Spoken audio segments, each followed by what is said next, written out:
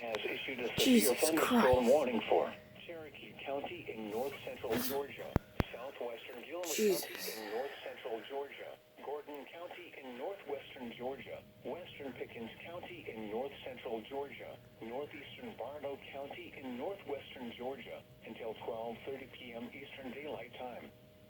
At 11:37 a.m. Eastern Daylight Time, severe thunderstorms were located along a line extending from near Round Top to Ranger to near Tilton, moving south at 40 miles per hour.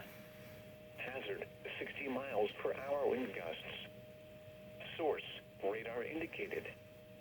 Impact, expects damage to roofs, siding, and trees. Locations impacted include Canton, Cartersville, Calhoun, Jasper, Woodstock, Holly Springs, Adelsville, Ball Ground, White, Waleska, Resaca, Talking Rock, Buffington, Freeholm, Fairmount, Ranger, Hickory Flat, Kellogg Creek, Redbud, and Folsom. For your protection, move to an interior room on the lowest floor of a building. If on or near Carter's Lake, get away from the water and move indoors or inside a vehicle.